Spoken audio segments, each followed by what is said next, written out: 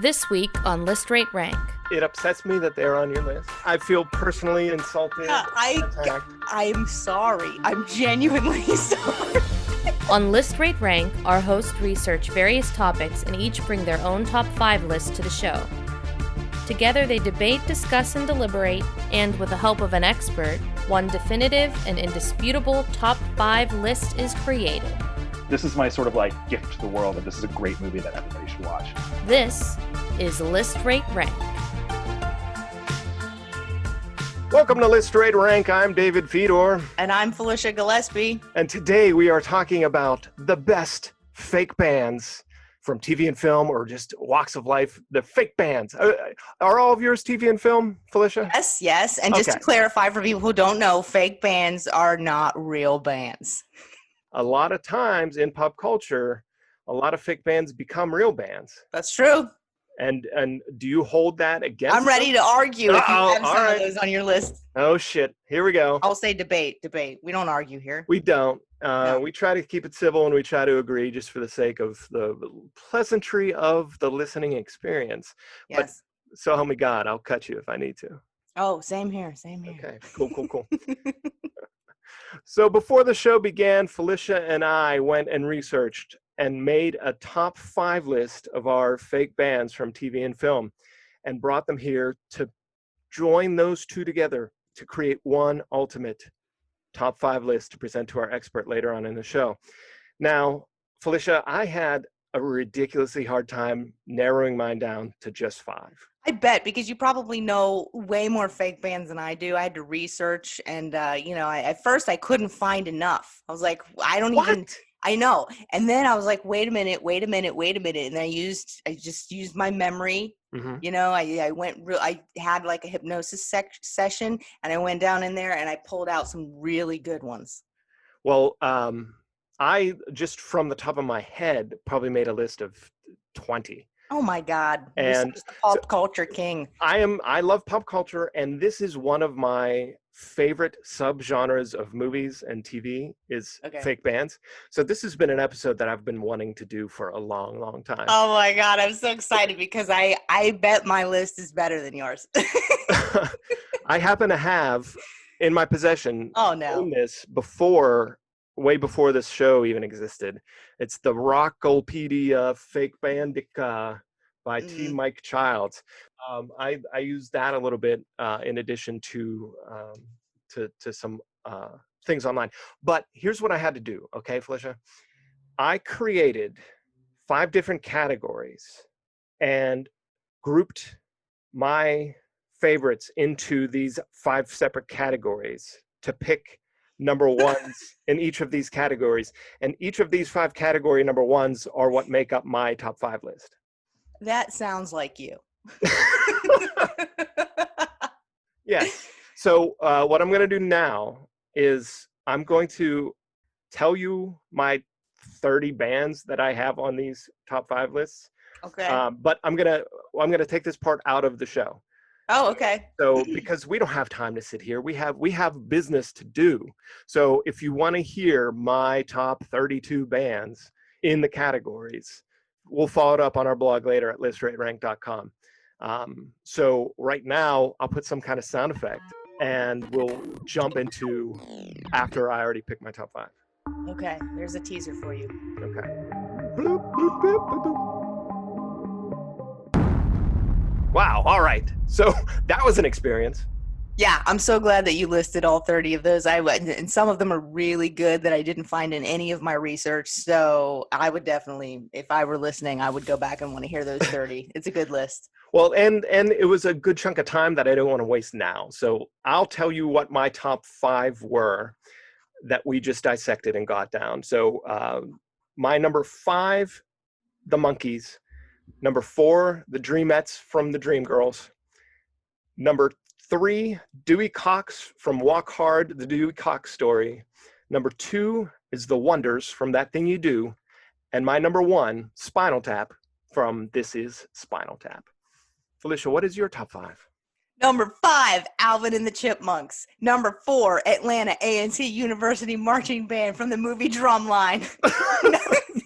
Number 3, the Pearly Band from Mary Poppins. Number 2, Milli Vanilli. And number 1, the California Raisins. Ooh. Yeah, you're speechless. Awesome you're speechless awesome because my list is amazing. I think without a shadow, like, I'm very surprised that we had completely separate lists of our top 5s. That's insane. For as pervasive and for as discussed this topic is. I knew you weren't going to have so many of these. I knew it. I was like, I'm going to blow his mind. This is going to be amazing. All right, so we just presented our list, and we need to narrow these 10 items down to 5 to take to our expert later in the show. Now, our number 1s automatically get carried over. So the California Raisins and Spinal Tap. I'm surprised there hasn't been a crossover between those two bands. They should have performed together. They're Yeah, I didn't want to go with the obvious. I thought Spinal Tap might be an obvious one. I also thought Blues Brothers might be an obvious, so I stayed away from that. I'm going to fight tooth and nail for the Pearly Band from Mary Poppins. I really want that in there. So refresh my memory, because I don't know who the Pearly Band from Mary Poppins is. They are the band that is playing in the background while they are singing Supercalifragilisticexpialidocious. So I don't know if you remember that scene, but they're dressed up because they just went to somewhere, right? They got on the carousel and rode the horses, and Dick Van Dyke is in the suit and she's in the dress with the hat, and then she starts singing and this band is in the background, the Pearly Band. There's 4 of them, and they're just kind of like bouncing up and down. They're animated and they're just bouncing up and down playing, and I like the way those bitches bounce. First of all, that is like one of my and there's 2 ladies. There's a fat lady and a thin lady, and they have these big long feathers in their hair, and the feathers are just like waving with the beat. It's perfect. And then there's a guy in there, I'm not sure, but I think he's playing the spoons. So if you've got a band with a guy playing spoons, that's a great band. Also, 2 of these people are married, and to each other. Yes, there's like a bigger rotund woman who's not very good looking, and she's playing the tambourine, and then there's a really short guy with the mustache who's playing the bass drum in front of him. And those 2 are married, and she's wait, how do you know? Is it context clues from the performance? Because they say in the song when he says, I said it to my girl and now she's my wife, and he's like complaining about that, and then she gives him a mean look, and he's like, but I like it, and she's like, oh, okay. But like in the song, she's like banging the tambourine in her hand and then banging it on his head, like she's going back and forth, which is great. Mm-hmm. And then there's a guy in there who has an instrument that I think he just made at his house. I don't think it's a real instrument. It's like this big long stick it's like a bass, but with 1 string. And then there's like 2 cymbals up at the top of it. I don't know. That's not a real instrument, but that's in there. So this band is great. I'm fighting for them. Okay. And I think they're only in the movie this one time. So, but we're assuming they have lots of performances almost constantly, right? Because if we're taking longevity into consideration, they appeared magically for this one performance. You know what? I don't care if this is their only performance. I found out about them because I was going to put in Dick Van Dyke's character, Bert, his one-man band in Mary Poppins. I was going to have him be in there, and then I was like doing research on that, and I found out about these guys. I was like, oh yeah, the Pearly Band. I didn't know their name, but I was like, these guys are great. They're so into it when they play. There's a lot of passion going on in there. So yeah. I don't know who on your list can top, I mean, you make a fairly good argument, probably the most impassioned argument that anybody's ever made on their behalf. Yeah. But I wanted to point out, so one of the things you mentioned a couple times was a fake band becoming a real band. Uh-huh. And that was a big stickler for me as well. Okay. Even though 2 of my top 5 with the Monkees and Spinal Tap could be considered real bands. They both ended up going on to tour. But whereas Spinal Tap toured as different characters. Yeah. The Monkees were put together as a band for a TV show, much like the Beatles' Hard Day's Night, but this was a serialized TV show that was created by production teams at a network looking to make a TV show and capture this thing.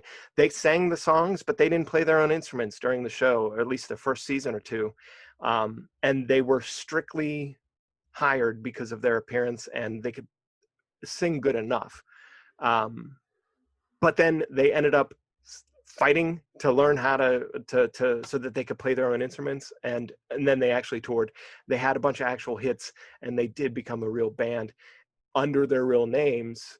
So I could see how that would disqualify them. The qualifiers I wanted to say about the Spinal Tap, they not only revolutionized the mockumentary as a genre of film as well, but Michael McKean, Christopher Guest, and Harry Shearer, that play the three main characters in Spinal Tap. They always have a rotating drummer who always dies and gets replaced and stuff. But they not only sang their own songs, played their own instruments, acted in the movie themselves, but they were actually the band. So they did all those. They wrote and performed their original songs for themselves. That's why, in my opinion, they're way better than the Monkees. So you're fighting for the Monkees because Spinal Tap is automatically in. Spinal Tap's already in. I just wanted to say some nice things about them. Oh, okay, yeah. And bonus, Michael McKean and Christopher Guest and Harry Shearer went on to play a different band in A Mighty Wind called the Folksmen. So that in itself is awesome. I mean, Christopher Guest, all the actors and actresses from and fake bands from those movies should be in these lists. So that's why they made my top 5. But no, I don't think the Monkees have a chance in hell to make it to our joint top 5. I did not know that the TV show came first. I honestly thought the Monkees were a band who got a TV show. Oh no, they were put together by a TV studio to be like a fake Beatles. They had all the songs already written, and they were like, let's do this. And then they kind of they themselves were like, hey, we are actually pretty awesome. Let's do real shit. I didn't know that. Wow. Okay. That then they're credible for this list. So tell me about Milli Vanilli. No, they're not real, right? They're fake. So Milli Vanilli, they're these two guys who just decided they wanted to be backup singers. And they didn't write any of their songs or sing any of their songs. So that to me is a totally fake band. So here's the thing about Milli Vanilli, okay? Mm-hmm. How far am I reaching? I don't know. So this is my desk. My arm maybe 2.5 feet long. Yeah. So when I start pulling out tapes and CDs. David, why?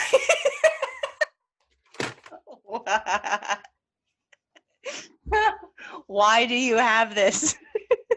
I'm holding up a shirt that I've owned since the early 1990s. Yes. VHS tape. David has a Milli Vanilli compartment in his bookshelf, for those of you who aren't seeing this. This is a cassette tape that's still connected to its plastic thing that you would find in a store. Wow. This is a CD that's still sealed in a long box. Uh-huh. Wow. So how heartbroken were you? I was very heartbroken. Oh my thing. This is the funniest shit I've ever seen. So we're gonna do a Milli Vanilli episode now, because I feel the need to defend Rob and Fab, who are the real names of the faces of Milli Vanilli, because yes, they didn't sing the songs. Yeah. Okay.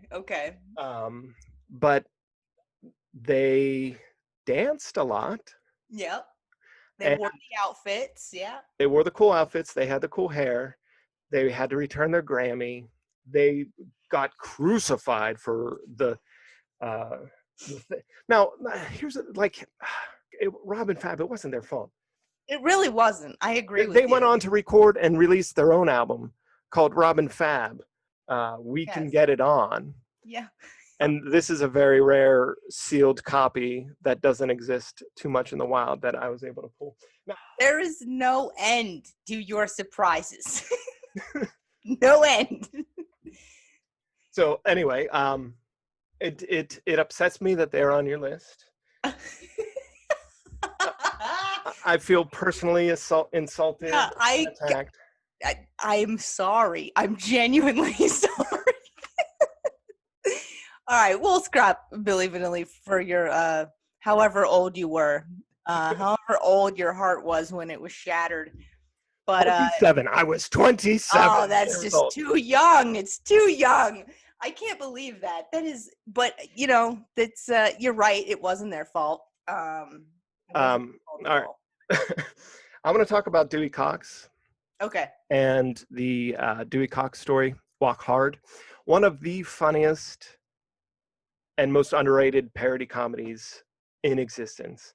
John C. Reilly stars as the titular Dewey Cox, and the movie also co-stars Jenna Fisher of Office fame, and there's a bunch of other great comedians and cameos through the whole thing. But it parodizes movies like Walk the Line and Ray and Great Balls of Fire. The music parodies that genre as well. It has some of the most well-written music. It has an entire soundtrack, and it goes through decades of music. So there's a bunch of different genres. And it's just a funny, I've never laughed as hard in a theater as I did to go see when I saw Walk Hard. I have it on Blu-ray and DVD. I have the soundtrack. There's a director's cut that's not as good as the theatrical cut. The director's cut has some additional stuff in it, a couple extra scenes, but a ton more dick jokes. There's way too many dick jokes in it already. Dewey Cox, Walk Hard, get it? Luckily, somebody cut all that stuff out for the theatrical cut because just in terms of sheer performance, sheer quality, it's amazing. It is so funny. I agree with you. That is hilarious. And Tim Meadows is so great. Absolutely hilarious in that movie. And I have a funny story. I saw that movie with my parents, and my mom doesn't understand movies. And at the end, we were driving. You know how at the end of that movie it says like Dewey Cox, and then it says the year he was born and the year he died, and it was the year that it came out. On the drive home, my mom, we're talking about the movie, and we're talking about how funny it was, and my mom just goes, "You know, he died this year." We were all like, okay, you didn't understand that whole thing was not real.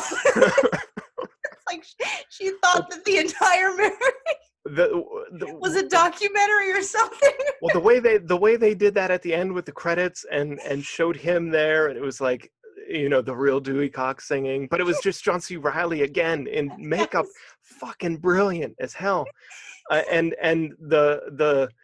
the way they summarize with a brand new song and everything comes full circle, and like that is such a powerful song. I have a picture of myself. I wrote Walk Hard on my knuckles once and took a picture of myself like this, because like if I was a hand tattoo guy, which I'm not a hand tattoo guy, but if I was a hand tattoo guy, I would totally get Walk Hard on my knuckles. Like there's what's her face from SNL is also in that. Kristen Wiig plays Dewey Cox's first wife so good, and the stuff with them so dramatic and so ridiculously amazing. John C. Reilly received a Golden Globe nomination for Best Performance in a Musical or Comedy for this role, and the song Walk Hard was nominated for Best Original Song. So wow. It is so good. And I'm all for putting that on the list, and I'm kind of jealous that it wasn't on my list. I didn't see it anywhere in my research, couldn't think of it. So I'm down. Dewey Cox, let's add that to our master list. I'm really not going to fight for Alvin and the Chipmunks, and I'll tell you why. It's because I don't like their sound. It doesn't, I don't vibe with that. It's annoying. It sounds like, Yeah. I mean, I know it's supposed to sound like Three Chipmunks, but come on, who wants to listen to Three Chipmunks sing? No, I agree with you. And it's hard to deny their popularity or their significance in fake band universe, in the fake band universe. Yes. That's kind of like the Monkees. I'm not going to fight hard for the Monkees, but I need to respect and acknowledge their existence. You can't deny 62 years strong. But I will fight for the Atlanta A&T University Marching Band in the movie Drumline because they were the winners of the BET Big 7 Classic. Okay, they won and they got their shit together, even though their best drummer couldn't read music. So come on. And I'm a marching band graduate. I was in marching band. I have to have a marching band in here somewhere, especially if it's a drum line. Oh my God, I love a drum line. Forgive my ignorance of the movie, but is this based on the actual drum line or based on an actual thing? It's supposed to be based on an actual school and their band director. So they lost so many years in a row to the same school, the rival, and couldn't get it together, and then won. The fictional band. No, the real band. The real band. Yeah, and then I think this movie was based on that. And I saw that. I don't know how old I was when this movie came out, but I was into it. I was like, hell yeah. I love percussion. It's just something that I'm really into. And I don't play drums, but I've always wanted to. I played the saxophone, but I was all about the drums, and I'm still all about the drums. And I got to have a marching band in this list. Well, let's also talk about the Wonders and the Dreamettes. Both are fictionalized bands based on chasing the dreams, chasing stardom. The Dreamettes was a Broadway musical. Dreamgirls was a Broadway musical, and then turned into a movie. It follows R&B acts such as the Supremes, the Shirelles, James Brown, Jackie Wilson. The movie was huge. That year that movie came out, it dominated everything. And the Dreamettes, listen to this lineup of the Dreamettes. Jennifer Hudson, Beyonce, and Annika Noni Rose. Jennifer Hudson became a household name because of this movie. She won a Golden Globe and an Academy Award for her performance. Jamie Foxx and Eddie Murphy were in the movie too. Murphy won a Golden Globe and was nominated for an Oscar. It was his big comeback movie. The soundtrack was nominated for a 2008 Grammy Award for Best Soundtrack. The songs Listen, Love You, I Do, and Patience were all nominated for the 2006 Academy Award for Best Song, and Love You, I Do won the Grammy for Best Song Written for a Motion Picture. So it's hard to argue how significant and how rewarded that movie was. I did not see that movie, but I know it was huge. I know it was Eddie Murphy's comeback. Now, who would you rather have, the Dreamettes or the Wonders? Well, the Wonders, I'm a fan of the movie because there's a lot of home, like I'm from Pittsburgh, so this is from Erie, PA, and they make an appearance in Pittsburgh, so it's kind of got that local flavor. The song itself is catchy as hell. It's played 13 times in the movie. So if you don't like that song, you shouldn't watch the movie. The song peaked at number 41 on the Billboard 100, the Billboard Hot 100, and was nominated for an Academy Award and a Golden Globe. All the songs from the movie were written by Adam Schlesinger, who is the frontman for Fountains of Wayne. He tragically passed away earlier this year from COVID-19. So that sucks. But there's other songs and other songs from the Wonders in this movie. Little Wild One, Dance With Me Tonight, All My Only Dreams. The Wonders themselves, here's one of my favorite parts of the Wonders, is that they themselves portrayed a fake band within the movie, That Thing You Do. They made an appearance in a surfer movie playing Captain Geach and the Shrimp Shack Shooters. So for a fake band to don a fake band persona in their movie is pretty big. So yeah, that's That's the Dreamettes and the Wonders. Yeah, we've got 2 spots left. We each have 2 left on our list. I mean, the Pearly Band, Atlanta A&T University Marching Band. I mean, that if we do 1 and 1, God, that's tough for me. That's tough for me. Well, so you've fought for the Drumline Band and the Pearly Band. Yeah. And if I'm fighting for Dreamettes and Wonders, if we each pick one for ourselves, that seems unfair. So maybe we have to pick for each other. Okay. I haven't seen That Thing You Do. I don't know who the Wonders are. I'm at least somewhat familiar with the Dreamettes. Sounds like the Dreamettes are more significant. I would have to put that on the list if we want a really strong list. So Dreamettes, I would say. And I was emotionally moved by your fight for the Pearly Band. Yes. So I will pick that's what they're called, the Pearly Band? Yeah. The Pearly Band from Mary Poppins. Mary Poppins, thank you. So yeah, we got ourselves a top 5, Felicia. I bet the expert is not even going to know who the Pearly Band is. It's like, what? It's gonna be an interesting ranking, and I have a feeling we're gonna not have any that are gonna be on his list. California Raisins, Spinal Tap, Dewey Cox, Dreamettes, and the Pearly Band will make our top 5 to send to Matt Prigge after the break. So stick around.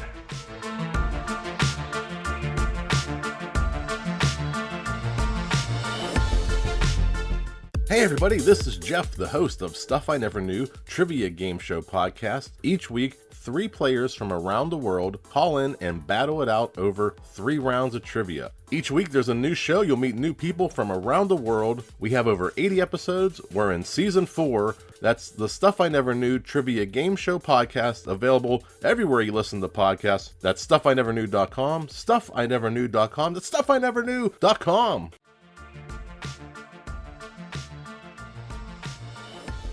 All right, welcome back to the show. Matt Prigge is a film journalist and professor based in Brooklyn. He's the former film editor of the Metro newspaper and has written for The Village Voice, Vulture, The Guardian, Filmmaker Magazine, Philadelphia Weekly, and Uproxx. He teaches film and television at NYU and at Temple University, and he gets along well with cats. And today, he is our fake band expert. Matt, welcome back to List Rate Rank. Thanks for having me again. Matt, congratulations. You are our first expert who has returned to the show. Oh, excellent. I'm very honored. That sounds great. Today we're talking about fake bands from movies and film. Now, Matt, in your experience, having seen hundreds of thousands of movies in your lifetime? I don't think it's that high, hopefully. Maybe it is. What are your thoughts on fake bands? I love fake bands. I love, like movies have always used real bands a lot, but I also love when they actually make fake bands. And doing research on this, I forgot how many fake bands there were. I was just like, oh, there's Spinal Tap, there's the Wonders / the Oneaters from That Thing You Do, et cetera, et cetera. There's so much more. There's like so many fake bands over the years. So you're saying somebody who would pick the Wonders and Spinal Tap is probably a boring, horrible person who has no taste in movies? I wouldn't say that at all. I'm just saying that there's a wider, diverse lot. I think the Wonders / Oneaters and Spinal Tap are both amazing bands. Great, great movie bands. There's just more than I thought there was. Yeah. It's one of my favorite subgenres of movies, because to me, watching the creative process of something being made is so fascinating. So there's always such passion about people making music. I think it translates to film and television so well. Yeah, absolutely. And I think also just like watching different bands like negotiate through different parts of the industry. Like sometimes like they get like really big, or other bands like they don't get popular at all and they just struggle to just kind of get by, which is how a lot of bands, like most bands, struggle to get by. Most bands are just ignored forever. And you have movies that cover those bands as well as bands that are really popular, or like Spinal Tap, who are a band that were once popular and now just sort of like treading water. And then, at the very end of this Spinal Tap, they become big in Japan, which happens a lot to some of the bigger bands that are forgotten in America. Now, in terms of, I know Felicia and I were talking earlier about when a fake band makes the transition into becoming a real band. Like they were so popular in their fictional life that people want to see more of it. What do you think of the classification of fake bands and their eligibility for that role here today on our podcast? Well, I mean, that's a good question. I was like, do the Blues Brothers count? Because they were sort of a unit before they became like the Blues Brothers movie from 1980. They were just performing. It was like it was a fake band that was like sort of real. So yeah, I was kind of okay with it. I actually considered at one point, I was like, can I include like the Beatles or the Monkees? Because like the movie incarnation of the Beatles is not really the Beatles. Right. And the Monkees were a fake band. They were like, it was a TV show and they rounded up like 4 people. And then they became a real band over like the years and just like warring against like the studio and the producers. And then something like Elvis too. Elvis, all of his movies, he was always playing a fictionalized version of Elvis. Like yeah. Cowboy Elvis, Kung Fu Elvis. They're all different, but it's all Elvis. Is there a Kung Fu Elvis? I don't know. I think that's when he became later and then he was doing the Kung Fu. I might be thinking of Full House, Jesse and the Rippers takeoff of Elvis. Yeah, I'm very sad there was not actually a Jesse and the Rippers movie because I wrote that down. That would have been an amazing film, but unfortunately the John Stamos filmography is very, very thin. There's still time.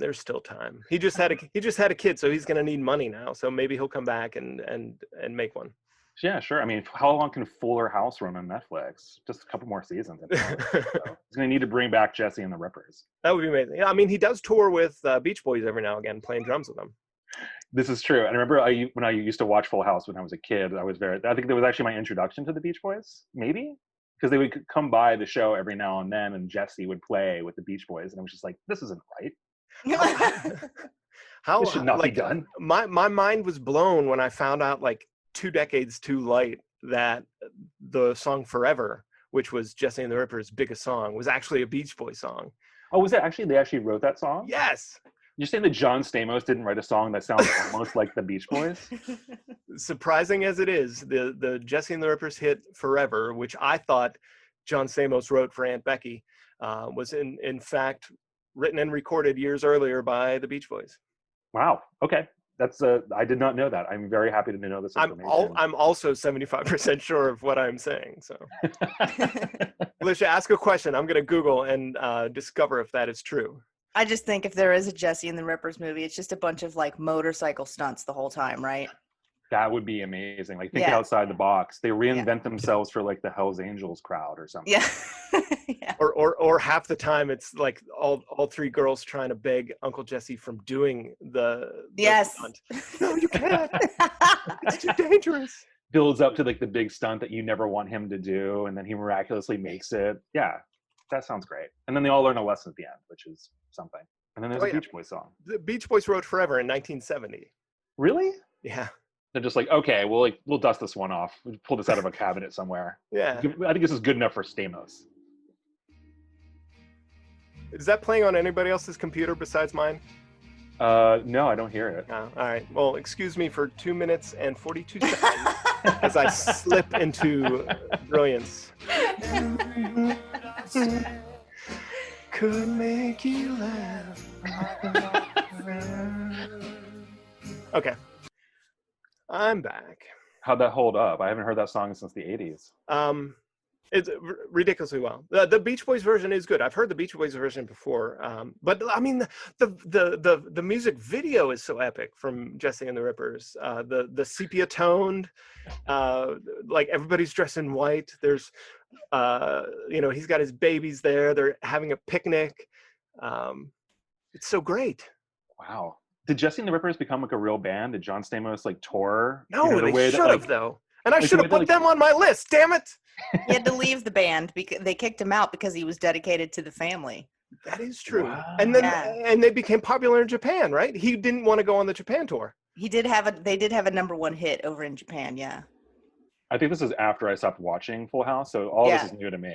Wait, you stopped watching Full House? I mean, I wasn't my choice. My parents wouldn't let me watch it anymore. They thought it was too wholesome. Yeah, too wholesome, way too. This is too watered down. We don't want you to be a soft kid. Oh, and by the way, Michelle is 2 different actresses. Wait, what? Amazing. Well, Matt, even though you just outed yourself as not an expert in fake bands for stopping watching Full House, we're going to have to soldier on anyway and go down and tackle our top 5 list.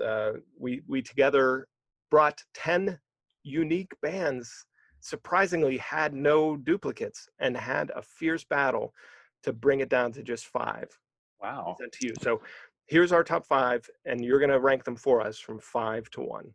Okay, here are the options. Spinal Tap, the California Raisins, Dewey Cox. Were they in a movie? Not a movie, but they were in a lot of specials. Yeah. They did have a lot of TV specials. That's right. Yeah, and actually somebody made a video game about them, and it was tested and approved, but it never got released. Dewey Cox from Walk Hard, the Dreamettes from Dreamgirls. Oh, cool. And the Pearly Band from Mary Poppins. Wow, I forgot about the Pearly Band completely. What were the Pearly Band again? It's been so long since I watched Mary Poppins. They were just the band in the background while they sing Supercalifragilisticexpialidocious. Wow, that's amazing. Yeah, you stumped me. I completely forgot that did not come up. Mary Poppins did not come up in my Google search for like fake band movies. So I'm ranking them, huh? Yes. So okay. Start off with what number 5 would be. Well, you know what? I'm gonna have to go with the California Raisins and this is no slight whatsoever. I like the California Raisins again. I'm a very big fan of Will Vinton, the stop motion animator who created them, as well as, you ever seen that movie? Is it the Tom Sawyer's or Huck Finn? It's like the Secret History of Huck Finn or Tom Sawyer, one of those movies from the 80s. It's a feature-length movie by the guy who made the California Raisins, and it has maybe the most disturbing thing ever in a children's cartoon. And I highly recommend you watching it on YouTube. But it will traumatize. If you have kids, it will traumatize them for years. But yeah, anyway, California Raisins, great. So it's number 4. I'm actually not a huge fan of Dreamgirls. I mean, that's no slight on like the show, which I really respect. So sure, number 4. And let's go with the Pearly Band for number 3. Okay. And then 2, Dewey Cox, just because he's just no Spinal Tap. And as much as I think that does a great public service, Dewey Cox, because I always hated musical biopics. And so when that movie came out, I was just like, thank God. It was brilliant. To me, it's one of the best parody movies, most best satire movies out there. Yeah, I was surprised when like Bohemian Rhapsody came out a couple years ago, which is like, you're doing straight-faced musical biopics all over again. I thought that Dewey Cox had like killed this genre dead, but I guess it just like lay dormant for 10 years and then came back. I've still never seen Bohemian Rhapsody, so. All right, as I tally up our scores here, Felicia's Pearly Band gets 3 points, and her California Raisins get 1. So she has 4 points to David's 11. Really? Plus 4. That was not personal. I obviously. Oh, I know, but David is such the expert in all things pop culture. I will always lose every list, every episode. Oh, yeah. Come on. I'm sure you'll do fine. I'm totally okay with it. Wait a second here. Why do I all of a sudden feel like the loser? I mean, the Pearly Gates was a great find. I was very impressed with that. So. Well, I definitely want to go check out the song again, and Felicia's description of their performance was pretty. Awesome. Just YouTube Supercalifragilistic, and it comes right up. They jam. They rock out hard. Yeah, I think you're right. It's been so long since I watched that movie, and now that we all have like Disney Plus, the most wholesome streamer possible. I think they should change their name from the Pearly Band to the Pearly Gates, as you refer to them, because that's even better.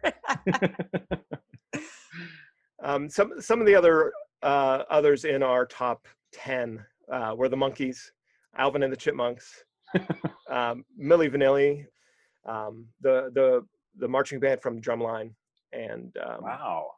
And the Wonders, of course. So the Wonders are pretty great. That's one of the best band movies. I almost wanted to also add Captain Geach and the Shrimp Shack Shooters, the fake band that the fake band plays within That Thing You Do, but we didn't get a chance to. Do you remember the movie? Yes, I mean it's been a while. I mean, what's his name? The guy who wrote that song, who like died a couple months ago. What was his name? Something Schlesinger. Adam Schlesinger. Adam Schlesinger. I hope that's right, because that would be really. Yeah. No, it is. I mentioned it earlier. He Adam Schlesinger, frontman of Fountains of Wayne, and he was working on that show. I forget the name of the show, but yeah, he died from COVID. Yeah.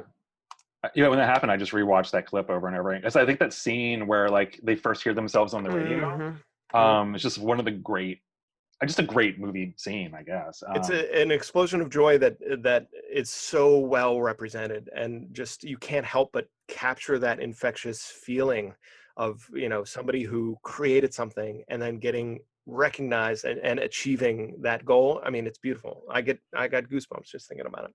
Yeah, the whole bit where like the two of them pull up in the car out of nowhere, just like how did they know to congregate here? Like, yeah, it's just a great joke. We all have to go to the place where the appliances are sold because they have radios there. So yeah, it's a great film, and that song too is just like the impossible task of that song is that like it has to sound like that it could have been a popular song in the 60s, and then you have to hear it like 11 or 12 times in the span of like an hour and 45 minutes, but it never grows old. It's like a good song and still hummable. What was the Crazy Ex-Girlfriend, the guy, Adam Schlesinger, he wrote all the songs for that as well? Might have been. But what else was on your list? I think that's it. Yeah, that covers all 10 that we had. Alvin and the Chipmunks, I think we didn't mention that one. That was the last one that we haven't mentioned. Yeah. And the Atlanta A&T University marching band from the movie Drumline. Which I've never seen, but I hear like that's supposed to be amazing, right? I mean, it's not it's not an amazing movie. I mean, if you were younger, like what I was when I saw it, and I was in marching band, so I was into that kind of thing. It's an okay movie. It's a good movie to have on in the background or whatever when you're, or maybe after a breakup. I don't know. It's not a romantic story in it at all, but it's just like one of those, it's a popcorn flick, so it's good entertainment. But yeah, they won. They're the winners of the BET Big 7 Classics. So. Oh wow! I mean, does it capture the marching band experience? I was never in a marching band, but does it capture a marching band experience? At the collegiate level, probably. I was never in college marching band, but I would imagine it's way more intense than high school. But yes, like very, very intense. People in marching band take it very seriously, and you have a very serious band director. Yeah.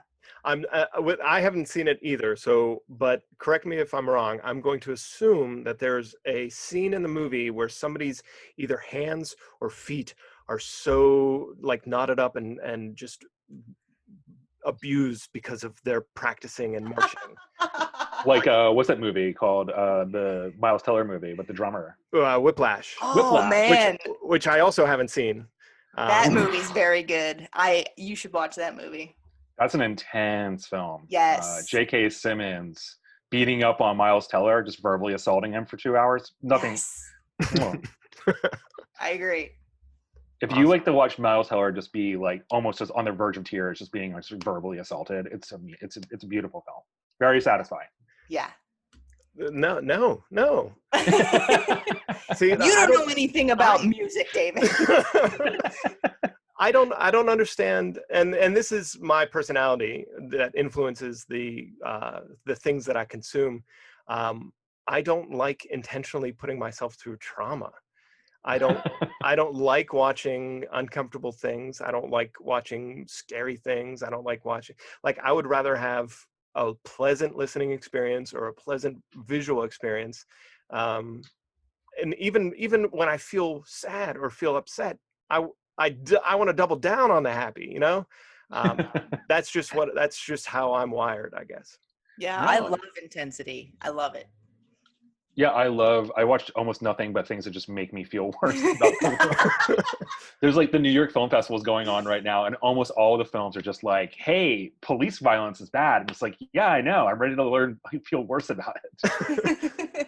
Yes, I know. I've seen all of the Police Academy movies. I know police is... Steve Gutenberg taught me at a young age that the police are horrible.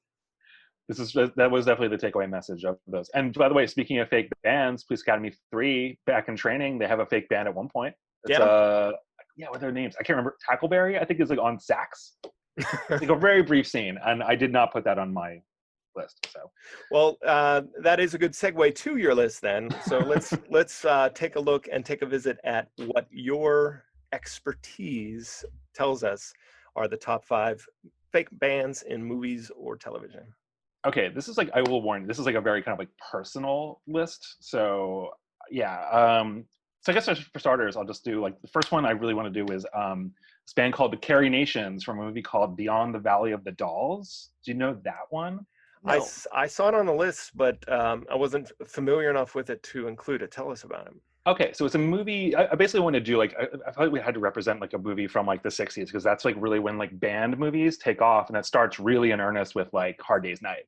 And you have all these like imitations of Hard Day's Night. They have all these bands that make their own movies trying to become the Beatles and invariably failing. I think the Monkees movie Head is really great, but that's a weirdo movie. But anyway, Beyond the Valley of the Dolls is a sort of like semi-sequel to the movie Valley of the Dolls from 1967, which is a big trashy hit based on a book by Jacqueline Suzanne about 3 girls who go out to Hollywood trying to become actresses, trying to make it big. And then all this like really fucked up shit happens to them. And it's really kind of like very trashy and silly and stupid. And it made a whole lot of money. And so the studio decided they want to make a sequel to it, but they didn't want to do a direct sequel to it. So Roger Ebert was flown out to Hollywood to write this like ridiculous sequel to Valley of the Dolls. Yes, it is his only. He wrote the movie? Yes, it is his only screenplay like credit. I mean, he wrote other movies sort of like on the sly, but yeah. So Russ Myers, Russ Meyer and Roger Ebert teamed up to make a sort of like parody sequel to Valley of the Dolls, and they made it about, instead of like 3 actresses, they made it about like a band, like an all-girl band, who decided to like go out to California and try to make it in the music industry. And it's actually one of the, they make it really big, and it actually is one of the funniest, like quickest make it big things in the movie. It happens in the first 15 minutes. So they make it big like the first night they're in Hollywood.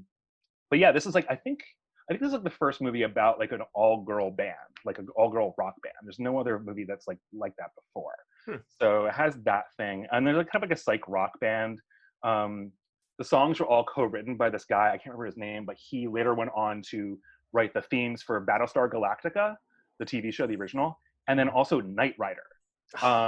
Yeah, and they're pretty great songs, actually. The first song that they do is called Find It, and it's a real kind of just a real banger. But yes, so the Carrie Nations, named after Carrie Nation, who was a temperance advocate. So that's sort of the joke too, that her name is being co-opted by this guy who made salacious exploitation movies written by Roger Ebert. So, wow, that's your number 5. I was going to go in chronological order, but I mean, I didn't know how to order this. But yeah, no, that'd probably be number 5, because like the story as like a movie about a band, it's really kind of not that interesting. Like Roger Ebert was never a huge like outspoken rock and roll fan, and Russ Meyer had zero interest in like rock and roll or in youth. He really just wanted their money, and he just wanted to make a movie that like would trick young people into going to see it. And it worked. It was a big hit, and except critically, which was drubbed, including by Gene Siskel. 5 years before he actually teamed up with Roger Ebert for the first time, he gave it 0 stars. And it was just like, how could Russ Meyer hire this novice screenwriter who has no idea what he's doing? And then 5 years later, he's like on TV with them.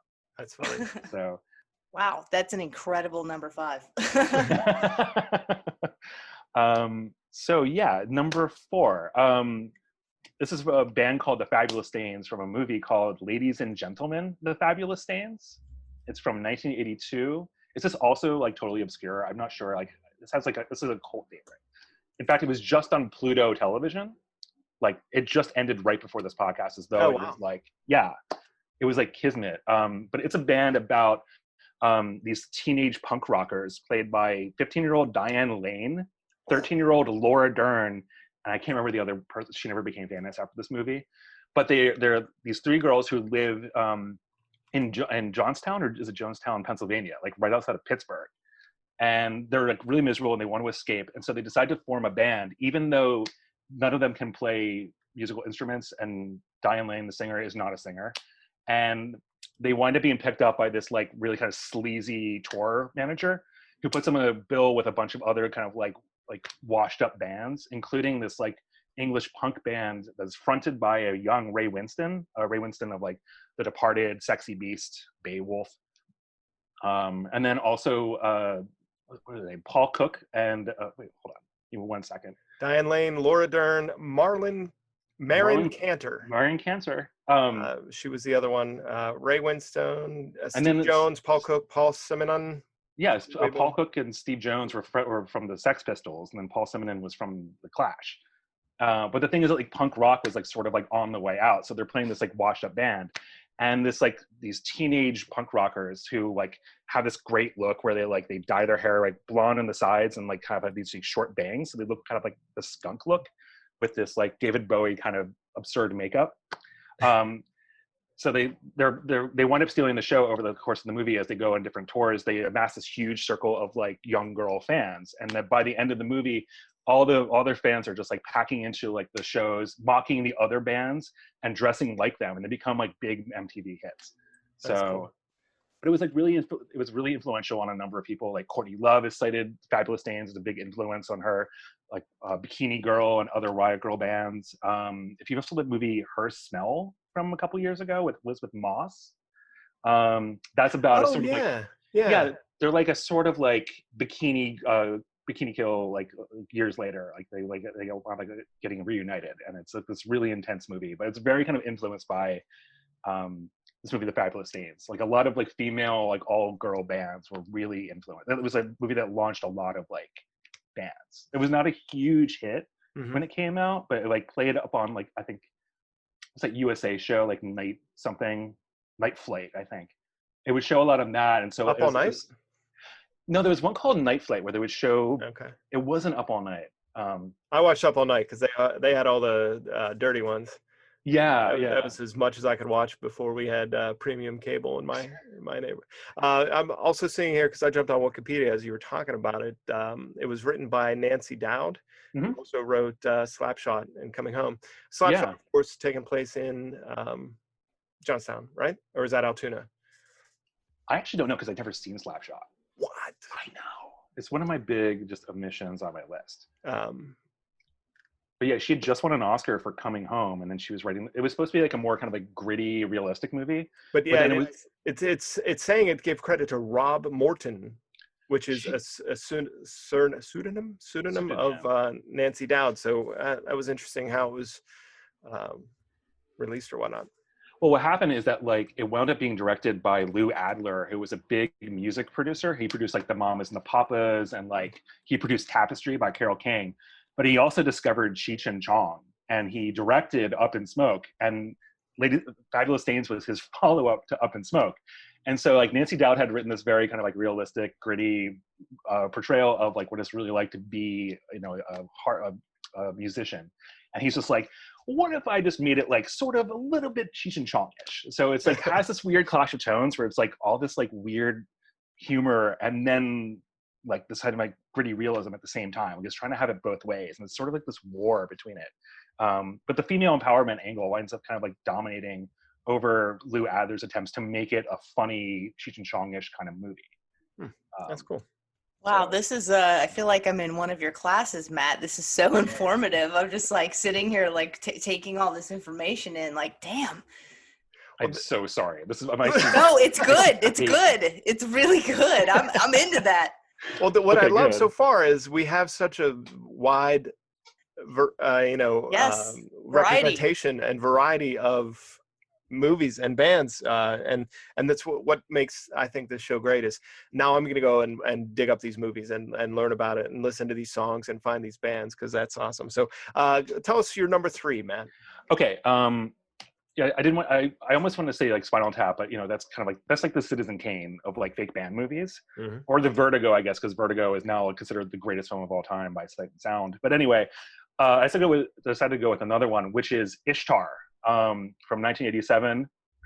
Ishtar, the Warren Beatty, Dustin Hoffman, like once considered one of the worst movies of all time because it cost like the equivalent of $115 million, and it's a dumb comedy.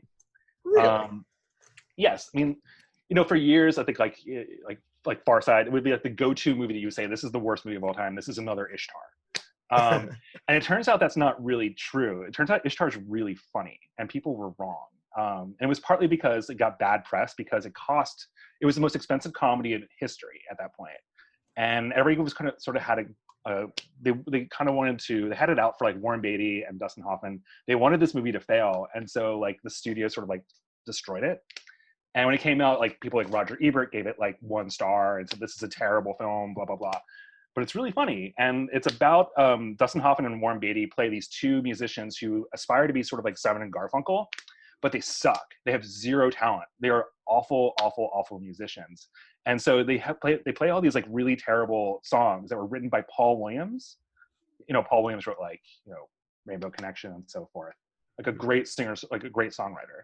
Okay. And so they sing these like songs like there's like one song that's called like Wardrobe of Love, or like one that's like telling the truth is a dangerous business. And so they can't sing, their songs suck, they can't play.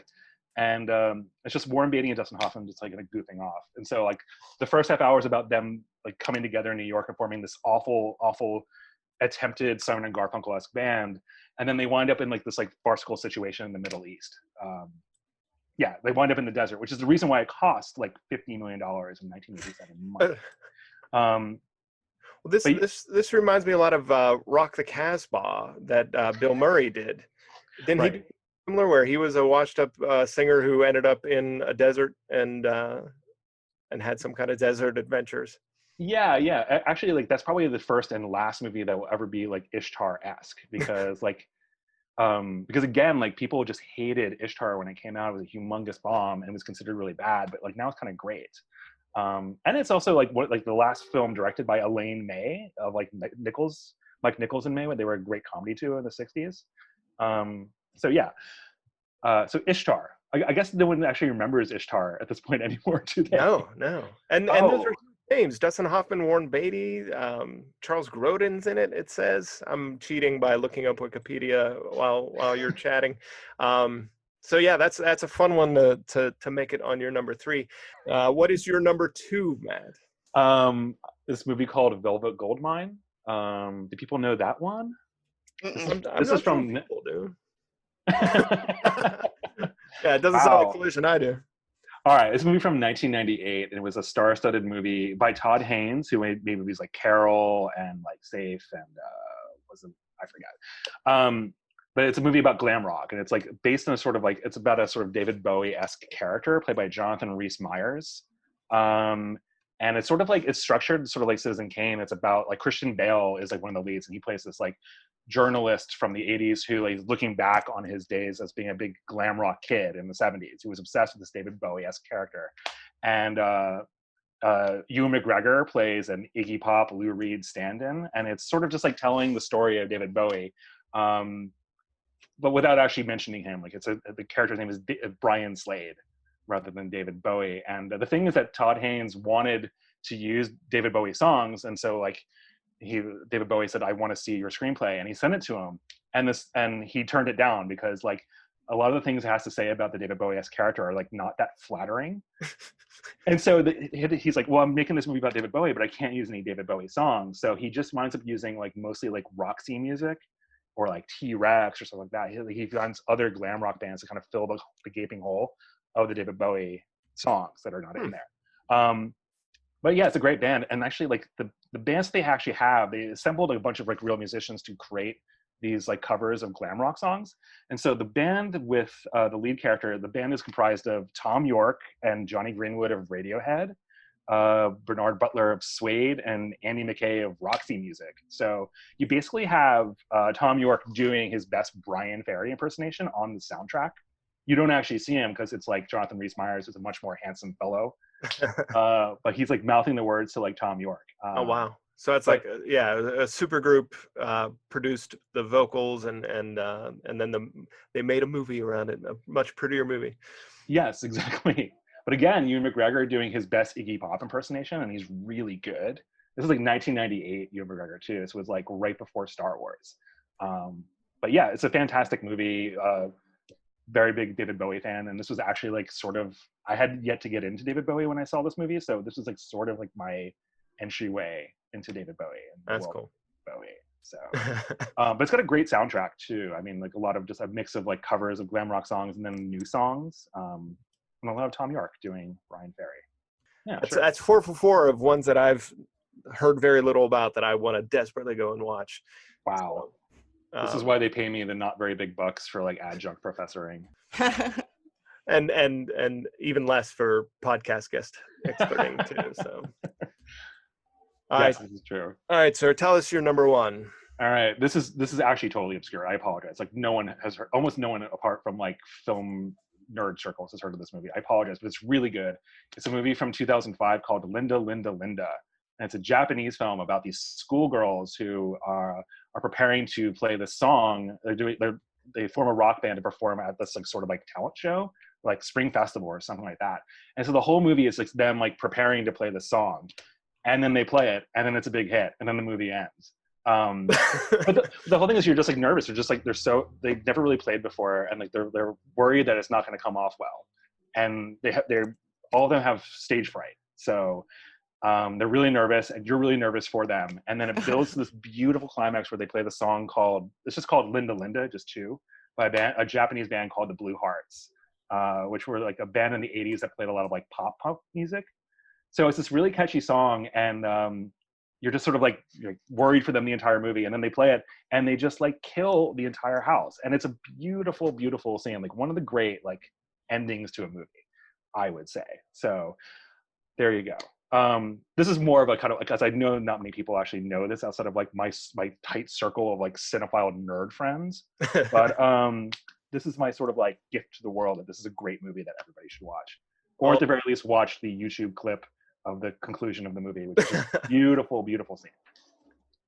I mean, that's awesome. I would not have ever guessed that a Japanese punk rock band, the Blue Hearts, would be on a list that you brought, which is the beautiful thing about having you as our guest to introduce and educate us. That's what we're here for.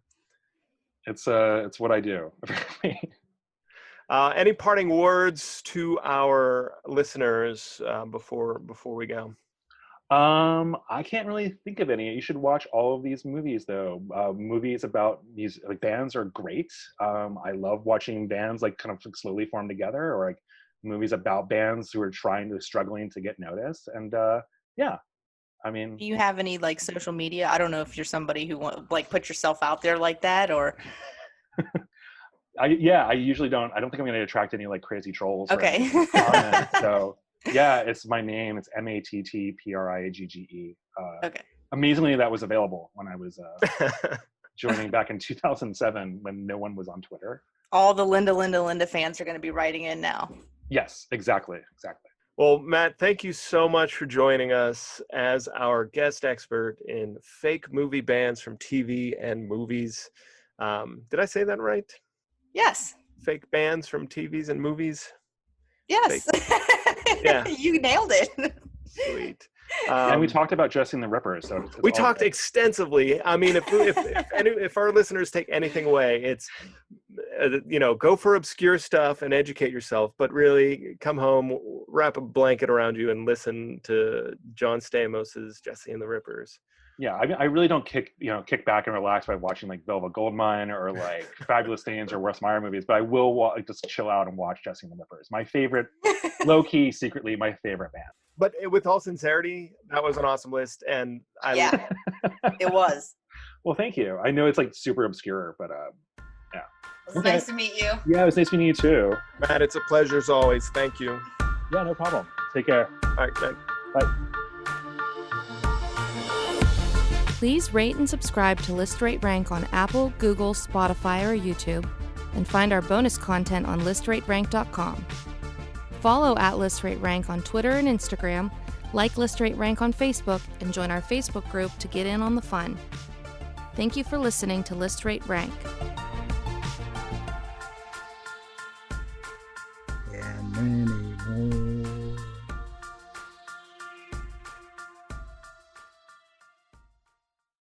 And again, that astounds me that between the three of us, we had completely different top 5 lists. Yeah. So There's so many bands. I mean, this is really fun to research too. Yeah. I forgot about this movie called Satisfaction from the 80s, which is a girl band movie that stars Justine Bateman and Julia Roberts in her screen debut. Wow. And Liam Neeson is their manager.